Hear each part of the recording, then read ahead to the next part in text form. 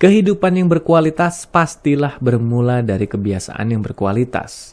Bagaimana mungkin bisa menata kehidupan yang berkualitas kalau diri masih dibayang-bayangi berbagai kebiasaan buruk, kebiasaan tidak produktif, kebiasaan yang menghambat dan bahkan merugikan diri sendiri? Dengan kata lain, bagaimana mengatasi persoalan kebiasaan buruk ini? Simak uraiannya di Life Restoration serial video kali ini.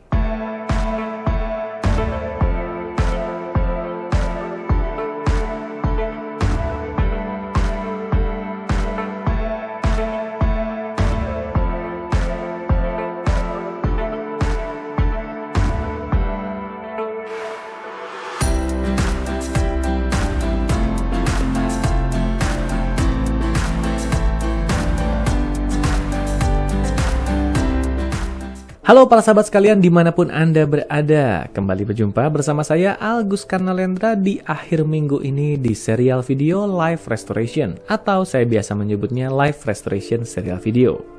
Jika Anda menonton video ini bukan di akhir minggu, maka paling tidak kalimat pembuka singkat tadi memberikan petunjuk bahwa Life Restoration serial video menjadi salah satu segmen video saya di YouTube channel ini yang diunggah di akhir minggu yang memang diniatkan untuk menemani Anda menutup akhir minggu Anda dengan lebih penuh makna. Oh iya, siapa tahu di antara Anda juga ada yang belum mengetahuinya, saya ingin berbagi informasi bahwa saya baru saja membuat playlist baru di YouTube channel ini dengan nama Motivational Restoration, yang sudah berisikan 2 episode di dalamnya. Motivational Restoration sendiri menjadi sebuah playlist di mana saya mengunggah berbagai konten-konten motivasional yang dikemas dengan cara yang artistik. Harapannya semoga konten jenis Motivational Restoration ini bisa memberikan warna tersendiri pada YouTube channel ini dan melengkapi jenis-jenis konten lain yang sudah ada di dalamnya. Sebagaimana Anda mengetahuinya, di hari Senin selalu ada konten 1 Minute Restoration yang ditujukan untuk menemani Anda mengawali minggu dengan lebih bersemangat, dan di pertengahan minggu ada Life Restoration Podcast yang menghadirkan berbagai audio inspiratif, dan di akhir minggu seperti sekarang ini sudah ada yang namanya Life Restoration serial video. Kali ini ada satu selingan di antara Life Restoration Podcast dan Life Restoration serial video yang saya namakan Motivational Restoration. Untuk mengetahui seperti apa isinya, silakan kunjungi playlistnya dan temukan sendiri seperti apa jenis dari isi konten itu.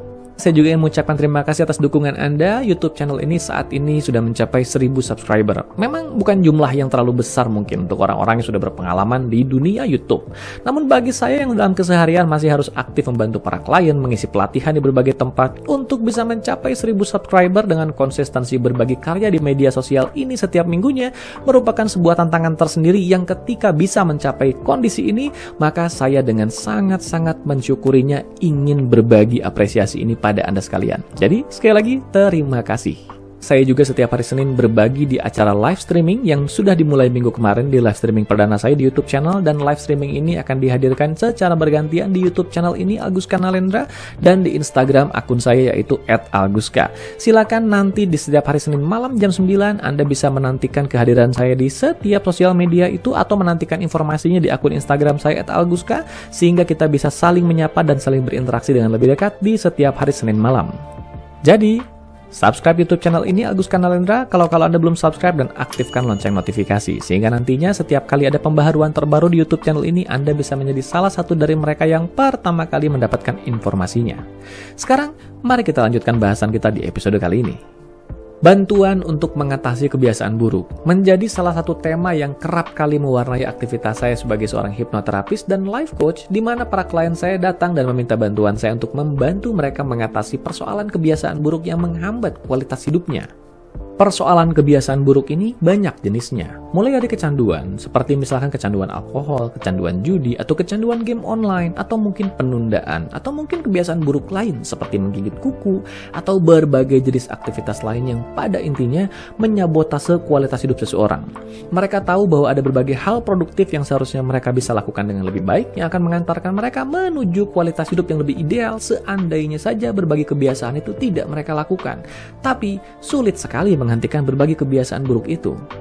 Bayangkan seseorang yang sedang dikejar banyak aktivitas atau target pencapaian yang seharusnya mereka segerakan untuk lakukan, tapi mereka malah menyibukkan dirinya dengan berbagai penundaan, atau malah sibuk menonton, atau malah sibuk melakukan berbagai aktivitas lain yang menyita waktu dan atensi mereka, yang menjadikan hal yang seharusnya mereka lakukan malah tidak mereka lakukan karena waktu dan atensi mereka tersita ke kebiasaan buruk atau kebiasaan tidak produktif tadi. Tentu Anda bisa bayangkan seberapa banyak hambatan dalam menjalani kehidupan ini tercipta tercipta karenanya. Kalau dihubungkan dengan tema-tema sebelumnya di Life Restoration Serial Video dan Life Restoration Podcast di mana saya banyak membahas pencapaian resolusi, kebiasaan buruk ini rupanya menjadi salah satu hal yang seringkali menghambat pencapaian resolusi seseorang. Sebuah target yang sudah dirancang dengan sedemikian baiknya, yang sudah dibarengi dengan strategi perencanaan yang sedemikian berkualitasnya, menjadi hancur berantakan hanya karena pelaksanaan itu tidak jadi dilakukan karena waktu dan atensi orang ini tersita untuk melakukan aktivitas-aktivitas atau kebiasaan buruk yang kebiasaan itu menjadikan mereka tidak produktif karenanya. Jadi, bukankah pengetahuan untuk bisa mengatasi persoalan kebiasaan buruk ini menjadi sebuah pengetahuan yang sangat penting saat ini? Tapi tunggu dulu, sebelum kita membicarakan bagaimana cara mengatasi permasalahan kebiasaan buruk ini, maka pertama-tama perlu kita ketahui dulu bagaimana cara menyadari atau mengidentifikasi kapan sebuah kebiasaan bisa dikatakan sebagai kebiasaan buruk.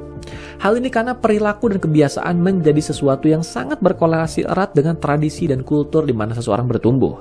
Sebuah kultur atau tradisi mungkin memandang sebuah perilaku sebagai hal yang tabu, tapi perilaku yang sama ini bisa dianggap sebagai hal yang wajar di kultur atau tradisi lainnya. Maka pertama-tama, mari kita sepakati terlebih dahulu kapan sebuah kebiasaan bisa kita kategorikan sebagai kebiasaan buruk.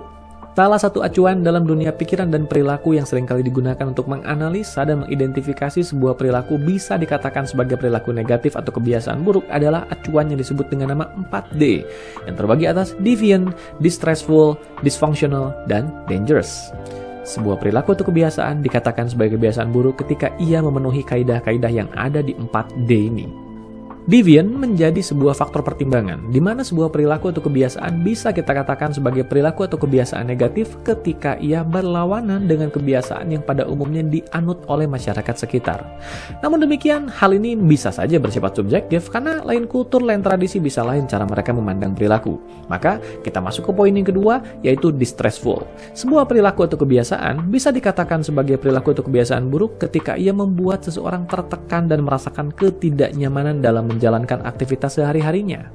Yang ketiga yaitu dysfunctional. Sebuah perilaku atau kebiasaan dinyatakan sebagai kebiasaan negatif ketika ia membuat seseorang tidak lagi menjalankan fungsi idealnya dengan baik. Entah itu fungsi individual misalnya untuk bisa beraktivitas mandiri dengan baik, atau fungsi sosialnya. Ia jadi melalaikan tanggung jawabnya misalnya, atau ia jadi melakukan berbagai hal yang melanggar peran-peran sosialnya di masyarakat.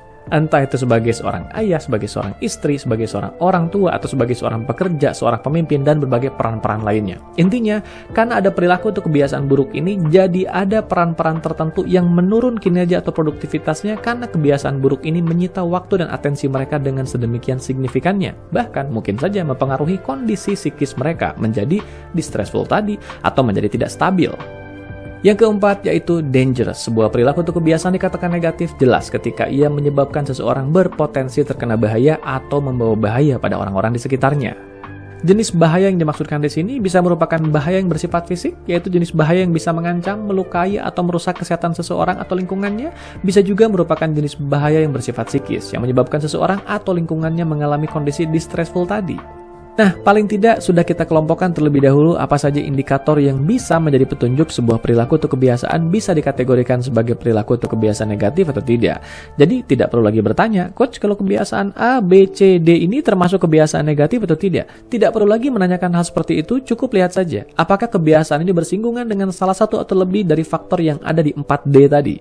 Jika ada, maka ya sudah, hal itu bisa kita kategorikan sebagai kebiasaan negatif. Tinggal sekarang kita mengevaluasi apakah kebiasaan itu ingin kita sikapi atau atasi atau tidak.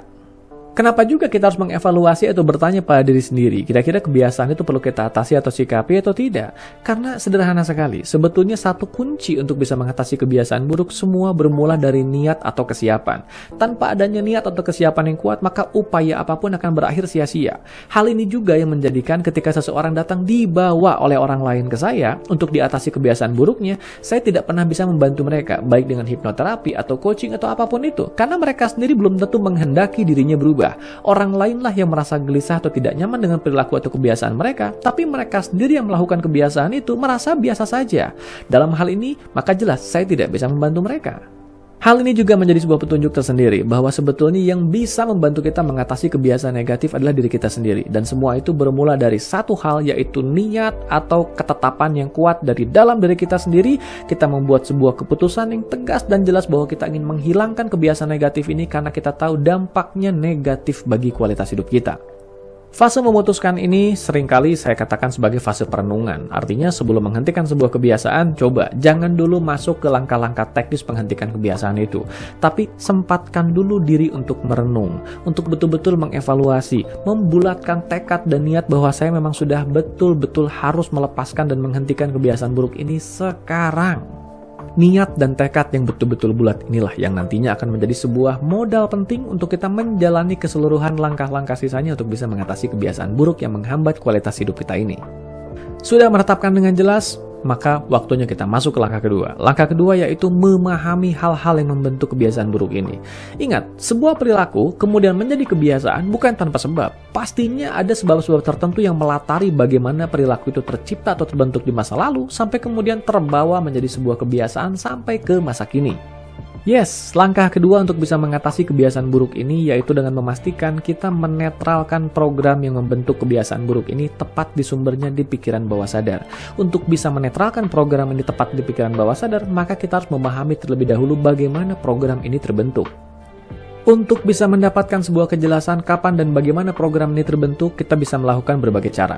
Ada cara yang bisa kita lakukan sendiri, yaitu dengan melakukan perenungan ke dalam diri kita dan memunculkan berbagai perasaan-perasaan yang terhubung dengan kebiasaan buruk ini, sampai kita sampai di sebuah kesimpulan bahwa kebiasaan buruk ini bermula di satu masa di masa lalu. Dan kira-kira saat itu kita sedang banyak mengalami tekanan apa, atau stimulus apa yang membuat kita memulai melakukan kebiasaan buruk itu untuk pertama kalinya. Nah, dari momen pertama kali itulah kebiasaan buruk itu mulai menjadi sebuah bola salju yang kemudian membesar sampai ke masa kini. Cara lain yang bisa kita lakukan yaitu dengan meminta bantuan praktisi profesional untuk bisa mengenali ada apa di dalam pikiran bawah sadar kita, ada apa yang membentuk keberadaan program itu dalam diri kita, ada peristiwa pemicu apa yang membentuk keberadaan dari program itu, dan berbagai kepingan-kepingan informasi lain yang dengan bantuan mereka juga kita nantinya bisa menetralkan program bermasalah yang membentuk kebiasaan buruk itu tepat di sumbernya di pikiran bawah sadar. Nah, ternyata sederhana bukan? Hanya dua hal esensial itu saja yang menjadi kunci dari penanganan kebiasaan buruk. Yang pertama, membuat sebuah keputusan yang jelas dan tegas bahwa kita siap untuk benar-benar lepas dari permasalahan kebiasaan buruk itu. Yang kedua, yaitu dengan menemukan program yang membentuk kebiasaan buruk itu dan menyelesaikannya tepat di pikiran bawah sadar tempat di mana dia berada. Tapi ya tunggu dulu, memang penjelasannya sederhana sih, hanya dua hal esensial itu saja. Tapi sebetulnya penjabarannya bisa lebih dalam lagi. Nah, penjabaran ini akan menyita waktu tersendiri yang tentunya tidak akan sebentar. Maka saya ingin tahu dulu, apakah kira-kira Anda ingin mengetahui lanjutan dari topik ini? Bagaimana langkah-langkah atau penjabaran yang lebih detail dari cara mengatasi kebiasaan buruk ini? Jika iya, silakan tuliskan pendapat Anda di kolom komentar. Jika memang cukup banyak yang membutuhkan topik ini, maka saya akan menyiapkan bahasan kontennya, sehingga saya tahu bahwa memang konten ini akan membawa manfaat bagi orang-orang yang membutuhkannya. Jadi, tuliskan pendapat Anda di kolom komentar ya.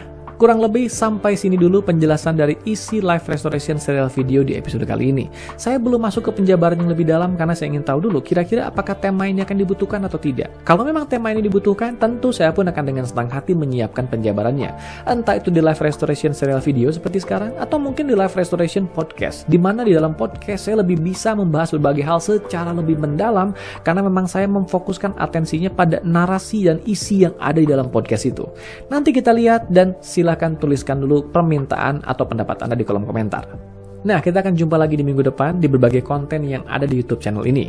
Kita akan berjumpa di berbagai konten yang saya sendiri belum tahu apakah nanti kontennya akan langsung saja membahas penjabaran yang lebih detail dari apa yang sudah saya buka di episode kali ini, atau mungkin saya akan masuk ke konten lain karena ternyata penjabaran yang lebih detail dari isi episode kali ini belum terlalu dibutuhkan. Yang jelas, subscribe YouTube channel ini Agus Kanalendra kalau Anda belum subscribe, sehingga nantinya apapun episode yang dimuat di minggu depan, Anda bisa menjadi salah satu dari mereka yang pertama kali mendapatkan notifikasinya dan ikut bisa menikmati isinya. Sampai jumpa di channel ini minggu depan. Salam sehat, berkah berlimpah, damai dan berbahagia selalu.